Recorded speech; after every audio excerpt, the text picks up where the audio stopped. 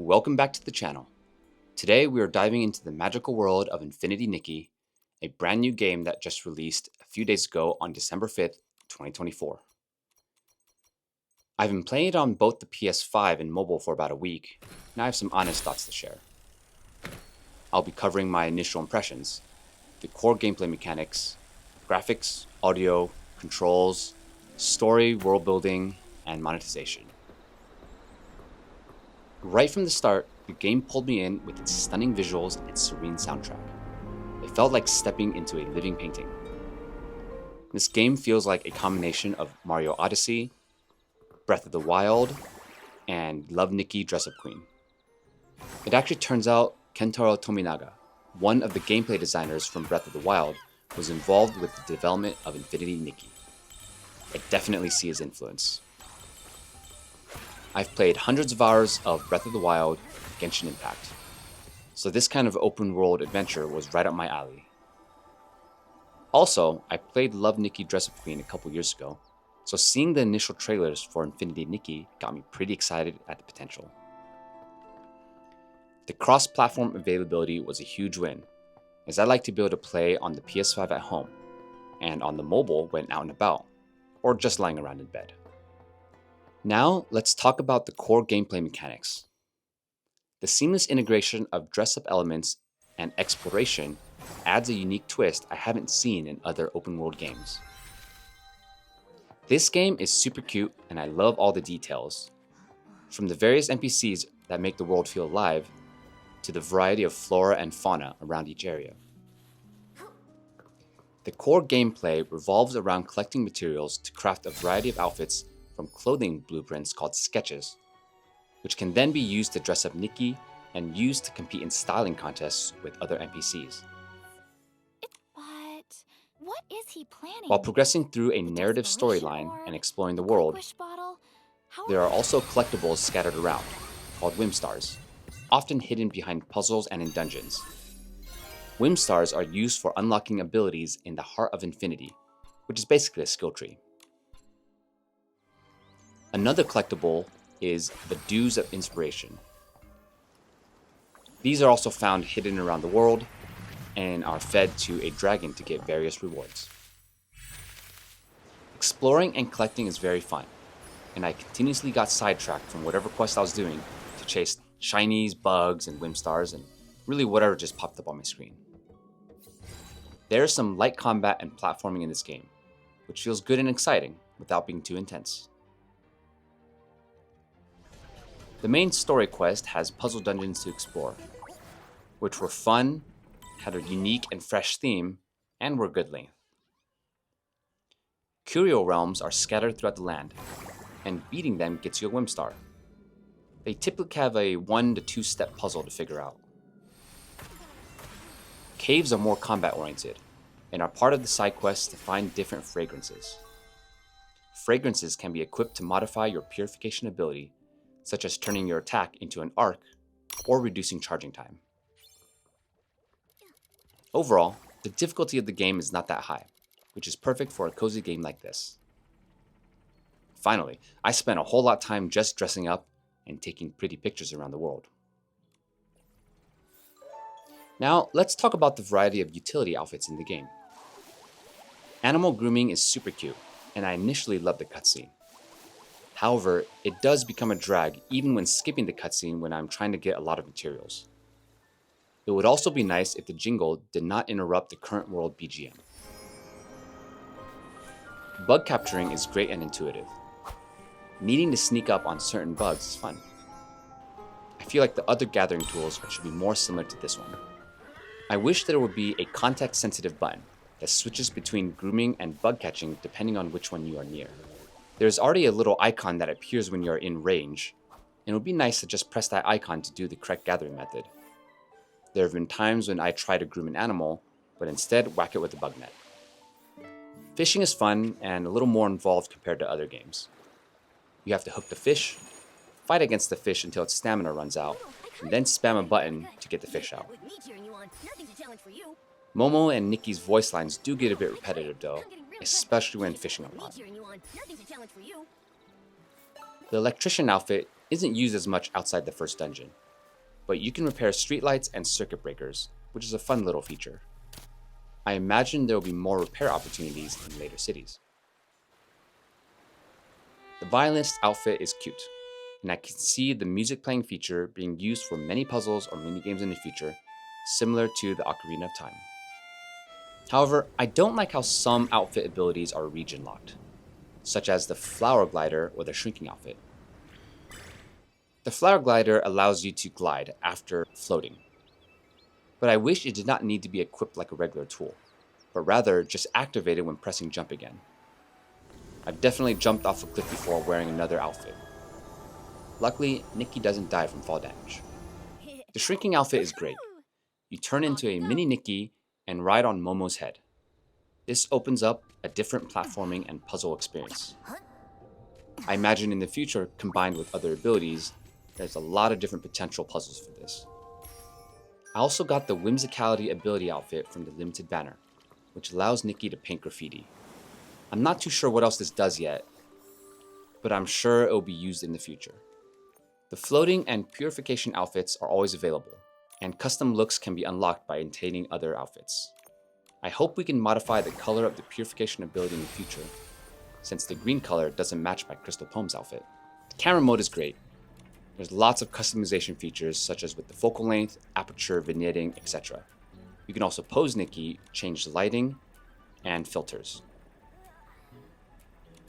As you level up the camera, you unlock new poses, lightings, and filters. This is so fun, it could almost be its own game. I do wish there was some preset slots for the camera, such as for the focal length and aperture, but that is a relatively minor quality of life feature that could come in the future. Some other good quality of life features include the map collections is a great feature to track materials when you're trying to farm. You can also set sketches to the quest menu to track what materials are needed to craft an outfit. Whimstar icons on the map indicate what you've already found. This one's particularly great. Also, the ability to use multiples of vital energy for the various realms. For example, you can use multiple vital energies after beating a realm of dark to get more bedrock crystal cores. Some other quality of life features I think could use some improvement. When doing styling contests, I wish I could have a preset made for each style. This way, I don't have to start from scratch every single time. Also, I wish the shared snapshot hourglasses could be toggled off. I do enjoy them. Sometimes I do not want to be spoiled for a puzzle solution. Perhaps a toggle option could be added. Maybe one for show all, one for show only friends, and one for show none. I wouldn't mind seeing my friends' snapshots around the world, but right now there are way too many. Now let's talk a bit about the graphics. The PS5 version is breathtaking, with vibrant colors and incredible detail. While still beautiful, the limitations of the mobile version make the world feel emptier. Here are some comparisons of the same areas on the PS5 versus the mobile. You can see that the mobile version has a reduced amount of details and the world feels emptier. Definitely still beautiful, but it's a visible difference. I have not tried the other languages yet, but I think the English voice acting in Infinity Nikki has been great. I love the calm atmospheric music in the open world, punctuated by more intense music when encountering Estes. The boss battles and dungeons also have a variety of upbeat and exciting music as well. The sound effects are great in this game as well. Collecting bling is very satisfying. Now let's talk a bit about my experience on the PS5 and iOS mobile versions. The PS5 experience was very good overall. Combat and platforming is comfortable. Navigating through most of the menus is not a problem. But first, there are some weird UI choices. For example, when talking to an NPC to start a styling contest, you must first press triangle to interact with a person. Then you press circle to continue through the dialogue, and then you press X to confirm the start of the styling contest. It just feels a bit weird to essentially hit 3 different buttons to do the same thing. When dressing up Nikki, it is a bit tedious since you can't jump between categories. To get to accessories, I have to scroll through all the other categories, and if you press back, it will jump up all the way to the top. I also noticed a visible lagginess of the left control joystick when selecting outfits and Eureka's. takes multiple motions to switch categories. All in all, I prefer playing on the PS5 despite some of these issues, as the game is much prettier and I find it easier to do combat and platforming with the controller. On the other hand, the mobile experience is much better when doing styling contests and dressing up Nikki, since you can scroll through the categories faster. Dressing up is simpler and more intuitive, as well as rotating and zooming in and out. Platforming and precise aiming when in combat is a little harder on mobile, but at least there is controller support and you can change the camera sensitivity.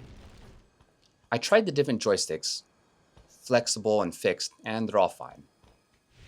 I do wish I could disable the quest menu though, because my left thumb constantly opens it up. Overall, I think the mobile is better for navigating the menu and dressing up, but otherwise I still prefer playing on the PS5. Now a bit about the story and world building. Without going too deep into the story, the basic premise is that Nikki gets drawn into a parallel world called Mirrorland. This is actually a different version of Mirrorland from the Love Nikki Dress Up Queen game. In this new Mirrorland, Nikki must explore the world and find and craft the various miracle outfits. As you explore each region, you uncover more about the mysterious coma incidents related to wishmaking, culminating into a dramatic confrontation. Nikki ultimately attains the first miracle outfit and wakes up all the comatose victims. My mind was blown a bit after the main story quest was done, when speaking with Dada of the Stylist Guild. She gave a brief explanation of the other nations in Mirrorland. This was a very good hook, and I can't wait for future patches so I can explore the other nations. All of the areas we have explored so far is just part of Wishfield, which is really just a small part of the Heartcraft Kingdom, one of the 7 great nations. Now let's talk a bit about the monetization. Infinity Nikki is definitely free-to-play friendly.